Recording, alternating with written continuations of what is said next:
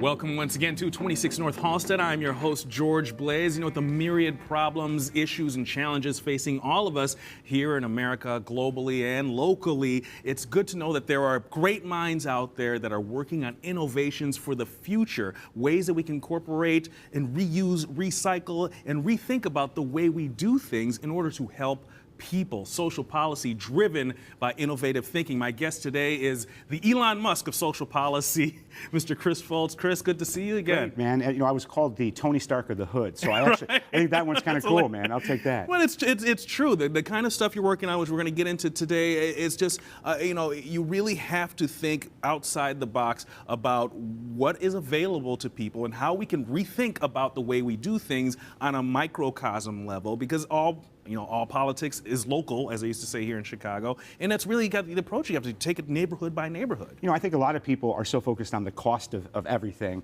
and what a lot of people don't look at is the cost of lack of innovation. You know, when you're looking at social services, especially here in Illinois, we know the kind of budget problems that we're facing, and one of the largest ticket items on the bill is social services, and what they're doing is cutting. Right. You know, so we're trying to lower the cost of all of that, because by lowering it, we make sure it doesn't get cut in the future. Now, the last time I spoke to you, you were putting together a conference of all kinds of innovators, people in robotics, people in other technologies, and trying to have kind of a brainstorming meeting of how we can get these ideas to the ground level to really help the people most in need. That's not just futuristic stuff we're talking about. Tell me a little bit about how that meeting went and what you've accomplished from that point. I think you said the key word there, and it's getting it to the ground level. So many people do these mile-high type conferences and meetings, organizations and whatnot. We wanted to go to the people that face the problems and actually get their input on it. You know, you have a better understanding of some of the challenges when you face the problems in your life. You know, so we took a 2-year sabbatical and basically traveled the country, traveled every neighborhood in this great city, and found some of the most innovative solutions happening in a basement of somebody's house in Inglewood or in the backyard in Austin neighborhoods with organic farming that was done. And where everybody says something can't be done, we found these group of people, put them in a room, and figured out how can we do it and how can we expand it. You know, we had just something in November at our office. You couldn't even walk in our office. We debuted some of the robots that we built. We were growing corn that was waist high, you know, in a month in a basement in the west side of Chicago. So when people say that there's food deserts and everything, we want to empower them to actually solve the problems themselves. We even had our office running completely off the grid. And people would think a west side Chicago office off the grid without huge solar arrays and wind turbines, right. It can be done. And that's the thing, you know, I have a little bit of insight into renewable resources and technology and what's going on there in terms of what's going on with Exelon and ComEd and their efforts to try and rethink about how power works in a city like Chicago. And that's one of the obstacles that people always bring up, is that it's cost prohibitive. Going solar is so cost prohibitive for the average household. How do you mitigate that cost to get people really involved in that area of it? And people get discouraged basically because the numbers are just not working out. How do we get around that? Well, you know, now it's to the point where things like solar energy, the cost per kilowatt are fairly similar to what it would be for normal electric.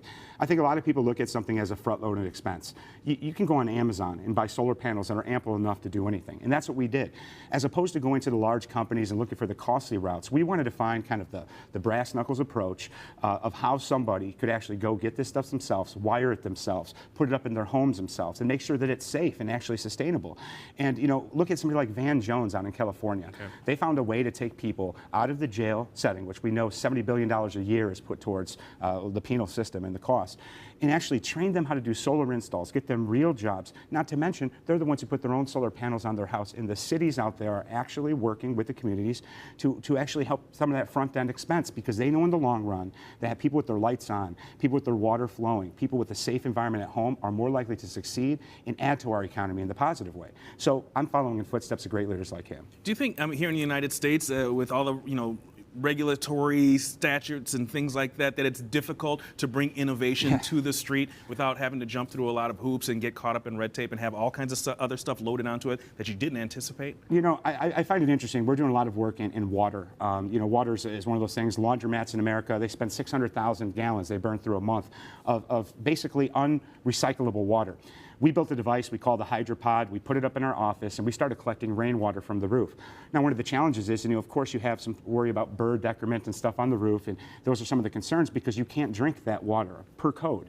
And we were doing tests on it, and we came out with water that was more pure than any drinking water that's available at the faucet, and more pure than most of the bottled water. I literally took, at our event in November, we'll call it a bucket of grossness. You couldn't even see through it, and ran it through a filter in 10 seconds and drank the water, just to show that it can be done. So we want to actually look at some of these policies again. They haven't been looked at for a long time. And with modern technology, it's worth taking a change to the policy, and we're going to make sure we implement that. When we look at, at the forefront of technology right now, we look at SpaceX and Hyperloop and these new technologies that we're still maybe 15, 20 years away from us actually seeing working on the ground on a commercial level. When you talk to the experts, they say that, yes, it's one thing to come up with great ideas. It's another thing of getting it to market and getting it on the ground. And you can't even anticipate how more challenging that is than developing the technology itself. Well, I would argue that sometimes growing vegetables in Inglewood out in the field is much similar to growing it on the surface of Mars. Some of the area out there, you don't necessarily have good soil structure. You don't necessarily have some of the vitals that you would necessarily need.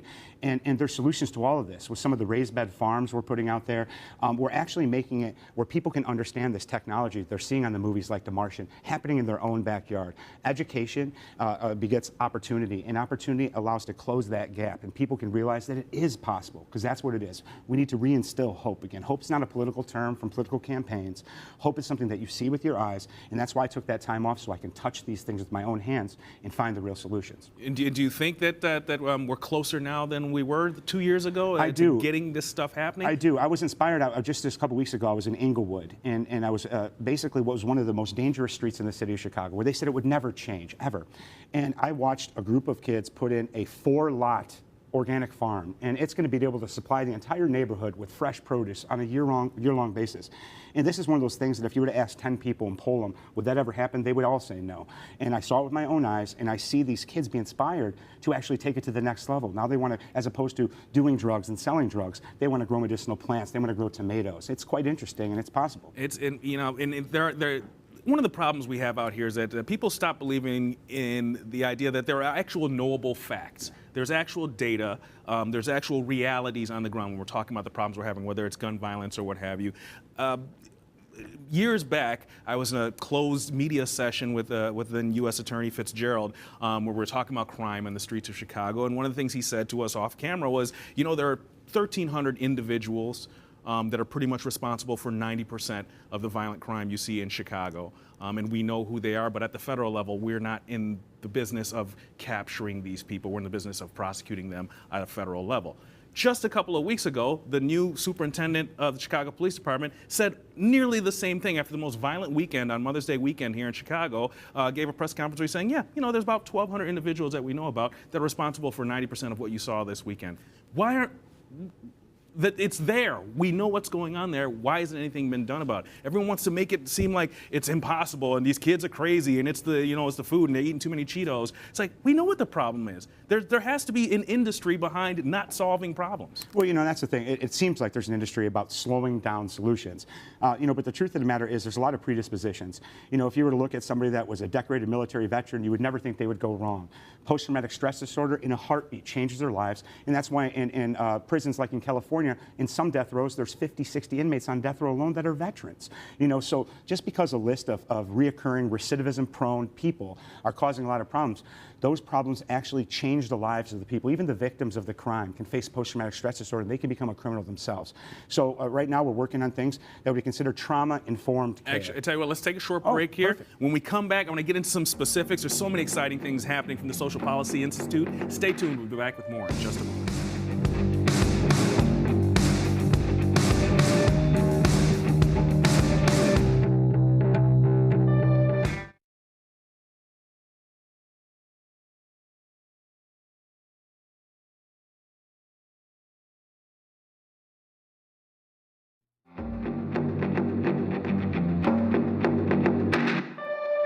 Welcome back to 26 North Halsted, talking with Chris Foltz from the Social Policy Institute about solutions to our problems. Get into some specifics here. Foodforgoods.org. You're setting up kind of a system, a reward system for volunteering. Let's talk about this. There's so many people have this misnomer. They donate products to charity. Sometimes it doesn't get where you intend it to go, but you do it so you can write it off on your taxes. So many people out there volunteer on a daily basis. There's no write-off for man and woman hours put in towards things. But think about those other people that, 10 years ago, I faced drug addiction. When I got out, I had to do community service, it's not like I can sustain a job at the same time as I'm doing some of these things required. So we wanted to come up with a system to actually incentivize. I think incentivization is the wrong word. To actually pay people in a currency that actually helps them move forward in life for the volunteer work they do. Beth Bond, she's an amazing person on our team. She developed this technology, a wonderful female tech entrepreneur, and I hate saying female tech entrepreneur. She's an entrepreneur and she truly did it right, and her heart's in the right place. So imagine when I pass a drug test, to be able to be paid in for goods dollars, which I can use for a Ventra card, because that takes me one step closer to a job. We have a whole warehouse that is just full of clothes, appliances, everything that is able to be purchased with these volunteer dollars. It's the wave of the future, and ultimately we want to be able to have tax incentives for those people that dedicate the majority of their time volunteering, because they deserve something as well. This is one of the key things when we talk about recidivism, is the fact that once you get back on the streets, you don't know where to get an ID, you can't get, there's so many things in your way that it's easy to just make the same mistakes again, because like, you know what, I can just get this money instead of you're trying to figure out how to get an ID. I sat in a room with some of the brightest minds when it became the drug treatment world across the country. And believe it or not, on that entire room, there's probably 30 people in the room discussing how we're going to lower recidivism, how we're going to cut down drug abuse. I was the only one that ever faced a drug problem. I was the only one in the room that ever went to jail. I was blown away, and it's not that these people have bad intentions. It's not that they don't even have the knowledge to get it done. But sometimes somebody that's faced it and came out from a practical standpoint, having to claw their way out, is somebody that you need to listen to. So I think, just like we were talking earlier, so many people in these neighborhoods in Chicago are typecasted based on some things that have happened in their neighborhood. Just because you're from Inglewood, just because you're a black kid on the south side does not mean you're a gangbanger. Just because you're a white guy back in the 1920s doesn't mean that you're an Italian mobster. And it's one of those things that I'm asked by grandparents in these neighborhoods, how do we get rid of this? And I truly believe it's a public relations problem that's happening in these neighborhoods. And I literally want to represent every single person that went to prison, every single person that's trying to start their life over, as if I was their agent, and help them go through, because they deserve that as well. Absolutely. One of the areas you're doing is trauma-informed care. Just the same way that people are looking at gun violence as a health issue, trauma-informed care is kind of looking at the triggers that lead to the problems. Tell me a little bit more about this. The Primo Foundation for Women and Children, a great organization here in town. I spent some time with their executive director, and they explained to me that so many people come back and they're chronically being abused, whether it be domestically abused or they're chronically abusing drugs. And they found that basically eliminating the fact that they have drugs in their life, eliminating it's not necessarily solving the problem. You can send somebody to treatment dozens of times. My best friend died after going to treatment multiple times from heroin overdose. I never went to treatment, and I'm still here alive. It's because when I had to start over, they addressed the things that led to my drug addiction, not necessarily the addiction. We don't want to treat symptoms in America anymore. We want to give people a fair chance by eliminating the original cause. Post-traumatic stress is one of the largest things out there, and it's typecasted as a disorder when it really is an injury. You faced a trauma, you have a traumatic injury, and there's ways to eliminate this. And now we're working with one particular doctor, Dr. Eugene Lipoff, that has one of the most revolutionary treatments I've ever seen. Tell me a little bit about this treatment. So in essence, when you're facing post-traumatic, we'll call it stress disorder, it's not really the stress that's the problem. That's the cortisol that's in your body. It's your norepinephrine, your fight or flight mechanism is stuck on fight or stuck on flight, depending on where you're at.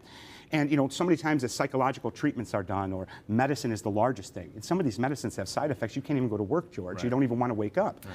So I sat in the surgical room and watched literally a needle, a shot go into the side of somebody's neck under a surgical guided situation. And within 15 minutes, the post-traumatic stress disorder disappeared. It's actually treating it biologically on the inside. And versus $30,000, $40,000, $50,000 of reoccurring expense for other ways of treatment, this is a $1,500 shot that changes their lives. We have people that have been 8 years out, have not faced one post-traumatic stress disorder symptom. It's interesting that you bring up the cost of treatment of medicines in general. It's kind of on a tangent, but since I have you here, Martin Shkreli, who's another hedge fund billionaire guy, invested in a drug to treat certain aspects of hepatitis related to HIV/AIDS, but also related to other things, and decided it was a profitable thing and boosted the price up by hundreds of percentage points, and people kind of were slamming him. But when I saw an interview with him personally about it afterwards, his comments were, if anyone ever came to my corporation and said they couldn't afford the medicine, we gave it to them. And nobody ever talked about that. I don't know how true that was. That's him saying that. But he's saying the market is the market. But if anyone ever came to me, I would give it to them for free. We both shared this sentiment when we were talking on social media about this when it first came out. I reached out to him, and I wanted to know the details. I said, listen, I come from a policy institute. I want to know the actual reality. Do you give this medicine away if somebody can't afford it? And generally, before it ever gets to that point, somebody along the way has made it possible. But there's never been anyone that he's turned away. That doesn't change the fact that he's trying to monopolize on the pharmaceutical and the insurance industry. Maybe we should spend more time looking at the cost of insurance industry and the cost of pharma in general. I found that was his argument, and I found that compelling, whether like him or not. His argument was, I'm not the problem. The insurance industry, which I happen to find a way to capitalize on, is the problem. I will give the medicine away to people, but as long as there's a way for me to make money from the insurance industry, I'm going to do it. I don't know how to weigh that. Well, most of the robots that we build are made off of old recycled wheelchairs, electric wheelchairs we buy online. Why? Because there's no market for used wheelchairs, because they can sell a brand new one for $14,000, even though it's worth $1,000, but you can't sell a used one for that much. So we're getting something that was $14,000 a couple years ago for $300, $400 online. That just goes to tell you the inflated cost of something, even as a device like a wheelchair. But you know what? We found a good use for them, so I'll gladly take them for $300 and turn them into something to help the disabled. Now, one of the things that you sent me the other day, I'm looking at my cell phone on the train. You sent me pictures of these automated robots that will plow your snow, mow your lawn, and these are things you're building. We are building, and we're actually showing people how to build them. We're working with disabled. When it boils down to it, just because you may be missing a leg doesn't mean that you can't mow your lawn. So we wanted to find a way to help them mow their lawns, and we also wanted to help people start jobs with this. So many people have snow removal businesses or lawn landscaping business. If you have a handicapped van, one of our robots will fit in the back. It can be ran autonomously or by remote. Come out the back, mow the lawn for you. Even remember the whole pattern of the lawn for next time, and you get paid. That's a job. That's a career, and to be able to pass that gift of what you learned building that robot with us on is quite amazing. So you got to see a couple of them. One of them even tows cars. So I won't be selling that to any kind of law enforcement agency. So don't worry about that one, my friend. You're not gonna have the automated boot. Yeah, right. We'll pass Nice. it back. Recoverly. Talk to me about that. Starting over in my life, it's a challenge. I'm technically a felon. I took a plea agreement and went on felony probation a decade ago. So you always face that scarlet letter. And I remember how hard it was to even get a bank account. Everything was a challenge. So it's very demeaning, we'll say, every single job that you get accepted to, and then they find out you're a felon, they say no. So we built a network, much similar to like a Facebook network, where everybody on there has faced a conflict in their life. We call them struggles. Drug addiction to me is the same as bankruptcy, same as divorce. Everybody faces these life conflicts, and there's not one that's worse than the next. If you have to start over, you have to start over. And we wanted to give people the tools from online learning to job placement, where you're searching, I am a felon, and every job in front of you is for you. There's nobody that's going to say no. And then when you go through our program, you take our online education, you earn the givebacks points for goods, you have a marketplace that you can shop on. We're trying to build a whole social service network, and we're having some success. So that's launching July 1st. Recovery launches for the new fiscal year. We have a lot of support, and we actually have some people, some employers that are willing to take people out of recovery that have gone through the program and give them real career opportunities. And I love that. That's fantastic work. Let's take another short break. We'll be back with more in just a moment. Stay tuned.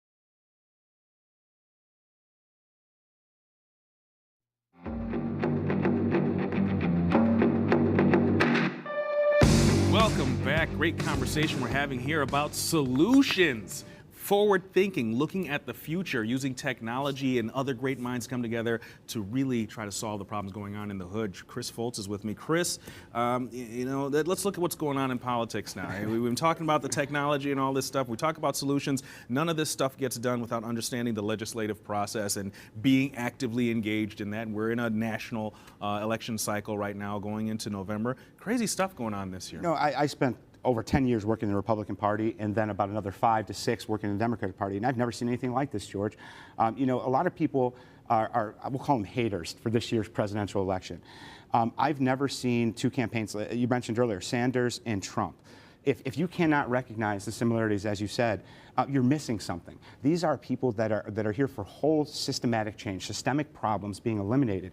And America needs that. I'm not saying I'm for Trump, I'm not saying I'm for Sanders, but I am for drastic change because, quite frankly, there has not been any change that's done enough to inspire and eliminate this apathy we have in America. And that's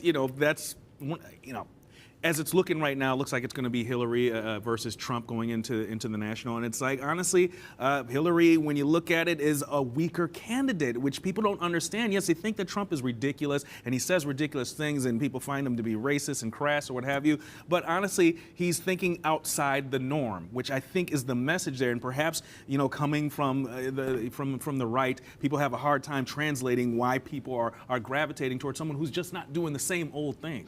I think they see the key word word there, you said translate. I think Donald Trump, when he speaks out loud, it's what a lot of people say inside their mind and they'll never admit. The most interesting thing is when you watch exit polling, when you're coming out of these races, and you see on exit polls, Trump's not doing as good as he ends up because people don't even want to admit that they voted for Donald Trump in that polling place. So when they get out and he wins by a larger percentage in the exit polls, it shows you that the American people aren't necessarily comfortable. They're locked into a shell that they've created. And if Donald Trump or Bernie Sanders or Hillary Clinton, for that matter, are the ones to break through it, I'm all about it. And I think people, I'm going to get in trouble for this, but I don't care. It's my show. People get caught up in words. People get caught up in what people say, and that's everything you need to know about a person. That's how, when I was a kid, one of my neighbors, guy Frank Ippolito, who's from Cicero, moved to Evanston with his wife and what have you. He was a bus driver for the local, CTA service there. And everybody said this guy was a complete racist and all this stuff. And he always had all kinds of crazy stuff coming out of his mouth. Never once did he ever charge me if I didn't have money on me getting on the bus as a kid. Always stopped the bus and waited for us as we were running. Like, never was mean to us. I never saw him do anything mean to anybody. It was just what people said he said. And that confused me as a child. I see kind of the same thing happening sometimes with Donald Trump. Like, yeah, he's saying some crass, weird things that a billionaire weirdo would say. But does that mean everything that he's talking about and the energy he's creating amongst the electorate on the right is completely wrong? No. The same energy and the things you're seeing that people are gravitating towards the Sanders campaign on the ground is because people are sick of what's going on because it hasn't fixed anything. It's rhetoric and semantics, and I think that's one of the interesting things. When you look at Donald Trump, women run America. They run, when it comes down to the shopping world, if you will, all the consumer expenditures. Women are the largest expenditures in America, and when it boils down to it, most household decisions, even healthcare decisions, are made by women in America. And Donald Trump would never be able to get to the level that he is in business if he had such discontent with women. And I think that's one of the challenges you see. You have a woman candidate, Hillary Clinton, just because she's a female does not mean that she represents the interest of females. Just because Barack Obama is African American doesn't mean he represents African American interests. It doesn't mean just because I'm white that I represent the white interest. And I think that's one of the challenges that we face. This isn't women versus business people. This is somebody that's, the limitations there are on the president, this. It's not like Donald Trump can go out here and just do everything that he wants anyway. No. And I think what most people need to do is focus on who they elect to Congress. Congress makes a lot of decisions on a daily basis, and every 2 years you have that opportunity. And, here in Illinois, we've got interesting races, even in our Senate race. Right. So when it boils down to it, I think Donald Trump's going to get elected president. Wow. Do I ever think that's a bold statement? That's a very bold statement. I haven't decided who I'm voting for, but when you look at all the things and you look at the American electorate and you look at how look at his approval ratings when it comes down head-to-head to Hillary. They're rising. And if you'd asked me 10 years ago, even 5 years ago, last year, would Donald Trump ever be the president of this country? I would say no. But, I'm not foolish enough to sit back and not see a revolution happening. And if Donald Trump's the one who starts it, we have 4 years to get him out of office if he doesn't do what he says. Well, like I said, we're talking off camera. A lot of people just don't seem to understand that the most powerful person in Washington is actually the Speaker of the House. Actually, Paul Ryan has got the handle of what's going to happen in terms of legislation in Congress moving forward, no matter who gets elected there. And I think people lack the respect for him in his office and what he has on his plate. And the reason why he's balking at anyone is like, I don't need to run for president. I run Congress. Totally. Why do I need to run for president? People don't even realize that the President of the United States cannot even enter to give the State of the Union without an invitation from the Speaker of the House. So when it boils down to it, I think that we really need to get back to America where there are 3 clear-cut branches of the government and let them do it because, just like in Illinois, more or less a large disagreement between the executive branch and the leaders in the legislative branch have stopped our state from moving forward. And we cannot afford to let that happen at the federal level. And I think it's worth a chance to, I think they were meeting this week, Donald Trump and Speaker Ryan. So I'm interested to see how that turns out. Do I think he'll outright endorse? Well, if he's going to stay as convention chair, there are some formalities. The Republican Party's all about formalities. They have all the rules. They have all the organizational structure, from my experience. The Democrats have all the people, all the innovation and ideas. So if you can get past the formalities of the Republican Party, and if Paul Ryan supports Donald Trump, you're going to see him move a lot farther in this Republican race through the convention than you'd ever imagine. Well, I can't predict what's going to happen. All I have to say is that all of you out there who plan on voting in November, pay attention to the issues. Don't look at people, places, things, headlines. What are the issues on the table? What are the policies that either candidate is going to bring up? Pay attention to that stuff. That's the most important part of this I couldn't agree more. And, you know, we have some interesting issues at bay here. You know, states are now, I find legalization of marijuana, that's coming up more in these questions, especially with Bernie Sanders. I think everybody just assumes that all the hippies are in the Bernie Sanders arena. I've seen major things happen in the medical world with that. You know, Michigan's up for legalization vote this upcoming year. And it's interesting to see time being taken away from the old guard issues. Abortion, yes, it's an important thing as a personal choice, but it is not a forefront leader in this campaign, and it's one of the first campaigns where it has not been. Economic issues, government security, personal security is leading, and those are some of the issues we haven't talked about for a while. And I think Mr. Crystal there on my Sunday morning show said it, that the one thing that can change this whole thing is some kind of a major terrorist act like 9/11 happening between now and November. That will secure Donald Trump's presidency is basically what he's saying there. Well, I don't think he'd want to be secured on an election because of that. So I think, you know, I just read the other day that in Brazil, they're trying to discourage people from even coming to the Olympics. Yeah, so the world that we live in, is it Rivaldo or whatever? Yeah, Rivaldo. The famous soccer player, a Brazilian hero, said, "Don't come to Rio. It's too dangerous. There's a war going on between the police and the people." Well, I tell you, stay tuned to the Republican Democratic conventions this year because you're going to see just you as think much something's going to go down? Well, you know, I don't sort of think a security issue. You're going to definitely see something as spirited as any Olympics you'll ever see in your life, whether it be on the floor. I've got the opportunity to go to 2 Republican national conventions and 1 Democratic convention, and just to kind of see the kind of nepotism happen. Right. This time, nepotism on overdrive. So there's a lot going on there. You don't know. Maybe a third party will be born of this. Maybe that's what's happening. The George here. Blaise party? I would support it, buddy. You don't want to come to my party. And if you do, you got to bring something. We're going to take another short break. We'll be back with more in just a moment.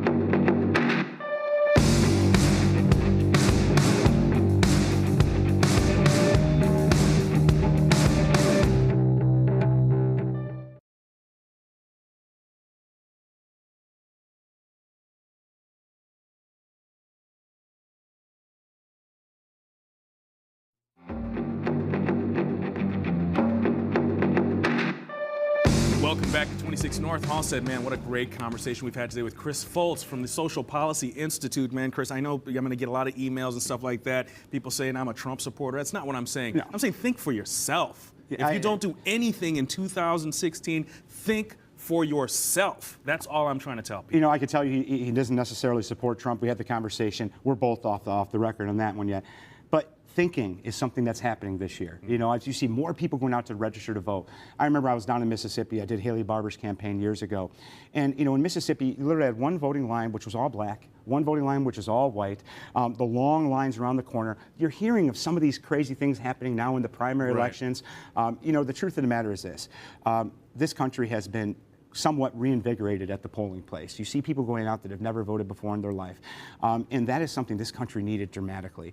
It's interesting to see how many people come out for Sanders, and when we finally have who the final person is on the Democrat side, it's going to be interesting to see if they come out in that same polling position for the candidate that they have, because you can't just be apathetic when you choose. We live in exciting, interesting times. I think that's a gift. Chris, good seeing you again. Absolute Thank you so pleasure. much. We'll see you next week right here on 26 North Halsted.